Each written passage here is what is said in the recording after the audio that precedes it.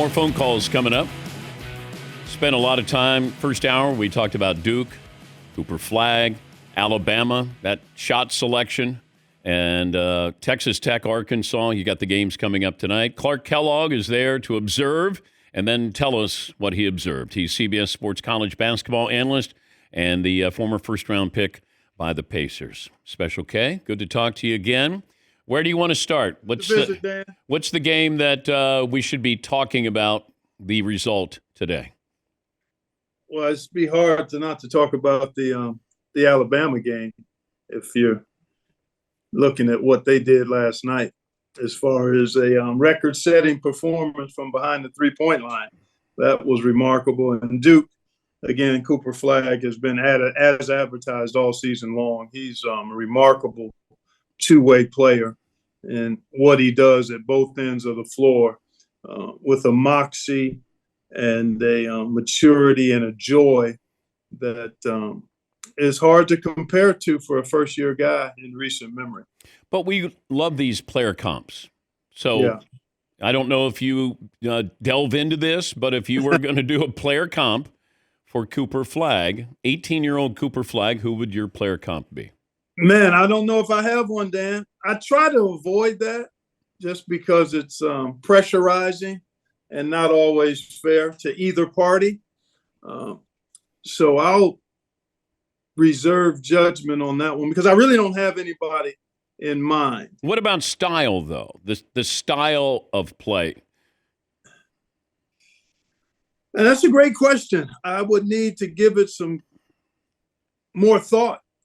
I love his athleticism, his tenacity, and I mentioned this joy and exuberance that he plays with.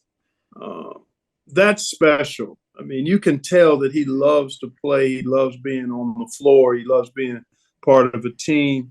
And he's growing into allowing his talent to give him the permission to stand up and stand out.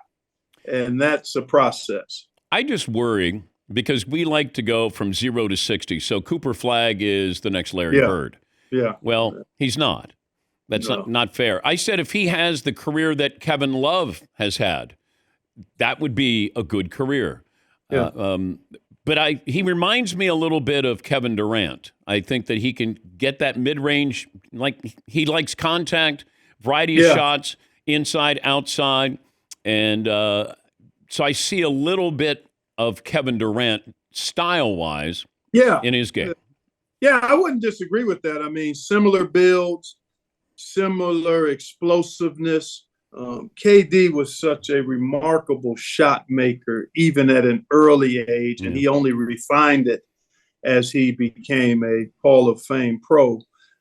I don't see Cooper shooting it quite as well right now at this stage, but I could see where that comparison would come to mind. Again, similar builds, the same kind of exuberance. KD plays with that same type of reckless, abandoned kind of joy. I'm lost in the game. Nothing else matters. And you love seeing that in players that have the skill set that Cooper Flagg has. I mean, he made some passes last that were absolutely, I mean, that's another level. When you see a guy see a frame ahead or a frame and a half ahead and make plays on the move at his size, that's another degree of specialness in my mind. Is the tournament better when we hate Duke? Because this is a team that people don't hate this team. I mean, this is just a great team, but there's no villain on there. Dan, you know I love whatever the tournament gives us every year. And that's the beautiful thing about this 3 weeks. Whatever your particular flavor of choice is, if you need a villain, if you need a dominant team, if you want Cinderellas, you're going to find what you want. And even if you don't in a given year, it still is going to deliver and captivate. It's just the magic and nature of a 3-week, one and done run to a championship from 68 teams to one shining moment. And on that journey, there's going to be something that surprises you, and a lot of it is going to move you and captivate you, even if you're not a Rabbit fan. Wait, did CBS write that for you? That sounds like a promotional, like a commercial. No, I do my own writing, Okay. DP. I do my own writing. Clark Kellogg, CBS Sports college basketball analyst. Did Arkansas have a great year this year?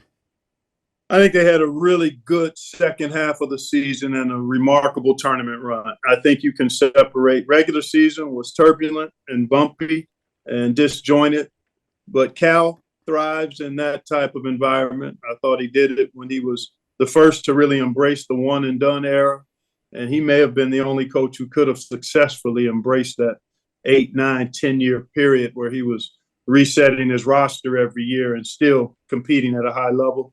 And he had a team this year that went through some difficulty from a personnel standpoint, injury, guys establishing roles, and then had them playing at a high level. They're a basket away from still being alive in the tournament. So I think a remarkable tournament run and a really good second half of the year where the Hogs found themselves and played some really good basketball.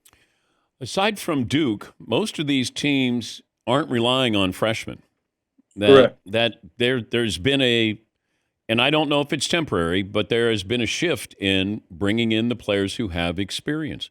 Yeah. Feels like that's the model, and I've been saying that Calipari needed to do that at Kentucky. You're getting all these guys, but they're there for 6 months.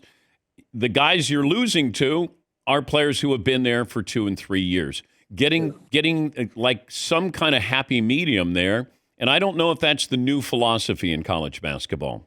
Well, I think when you're talking about sustainable success, I think continuity is important, Dan. Whatever business you're in, leadership continuity, roster continuity, personnel continuity, it's significantly important to sustainable success. You can get flash in the pan success doing it the other way, but you've got to have a blend of continuity. And you're right, because of the landscape, NIL, the transfer portal, there are far more older teams in the country. And I thought there was a chance we might not see any 1 seeds in the Final Four about 6, 7, 8 weeks ago because the quality of teams across the country, I thought had really been elevated because of what you just said in terms of teams being older, the extra COVID year, the freedom of the transfer portal, and a number of rosters were being constituted through a little bit of recruiting and retention and a lot of adding more experienced, talented, older players. You played against Larry and Magic. Yeah. And Michael? Yeah, he came in 2 years. He came in with Barkley, so they were 2 years after I got drafted. Okay. Tougher to guard.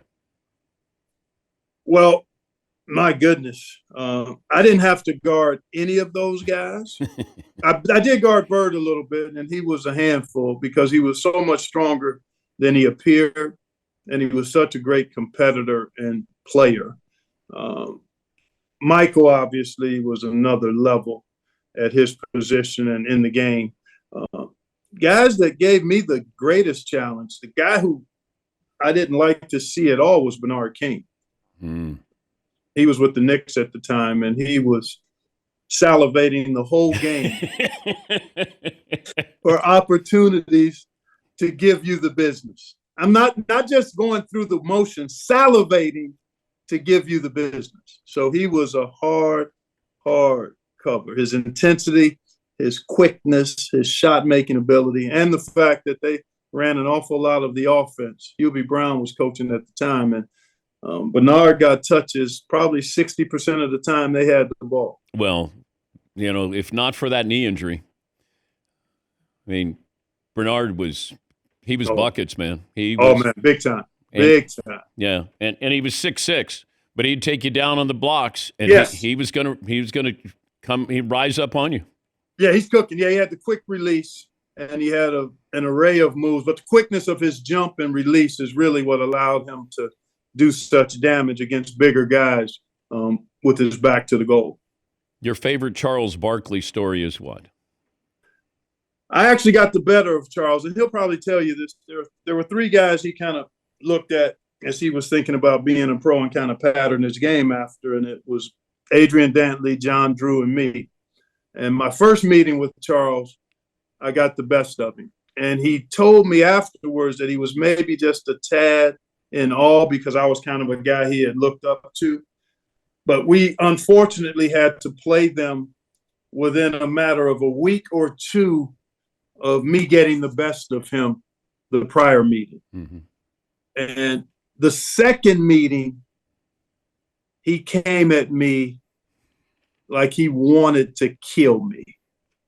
I mean, he was coming hard into my body, reckless, and actually got the better of me in that second meeting. I don't know if he'll recall it quite the way I do, but when you're on the receiving end of his force and physicality, it has a tendency to stay on your hard drive for a long time. Give me the surprise tonight of the games. The surprise? Yeah. Wow. Man, we got Houston, Purdue, Kentucky, Tennessee. I tell you, Michigan's an interesting team to me in that Auburn matchup. Auburn's been really good. 6 guys have averaged double digits in the tournament. They've been the best and most consistent team all season, but I sense there might be a little bit out of kilter there. The 2 big guys, that would be the surprise of the games that I'm looking at. If Michigan takes care of the ball, if they can squeeze that orange, and they've done it pretty well, only 23 turnovers in the first 2 tournament games. They had averaged 13 or 14 a game during the regular season. They take care of the ball and get good guard play. I think they might be able to pull a surprise. And part of that is to jab Charles, too. You know, he'll be on pins and needles. He'll be on pins and needles watching this one tonight with his beloved alma mater. So, I'm taking a jab at him, but also, even though I'm a Buckeye, I do like to see the Big Ten succeed in these postseason tournaments. So I'm leaning at that one as a potential surprise. Yeah, I'm with you on that because you got 2 7-footers for Michigan. Not something we normally see in college basketball, but Michigan kind of sneaky good this year. But hey, it's great to catch up with you as always. And likewise. Thanks for joining. Great job. It's like you're cleaning up after the elephant in the circus. That's a little strong, Dan. Well, when you're there with Charles and you're not quite sure if he's watching the game or watching the game he's supposed to be watching, and then all of a sudden Ernie has to go to you, and it's like, Clark, and then you'll break down what you saw in the first half. Good stuff, man. Great to be with you. Always a pleasure. Enjoy your time with Charles, too. It'll be fun. Thank you, Clark. That's Clark Kellogg, CBS Sports college basketball analyst. And he was picked 8th overall by the Pacers back in 1982.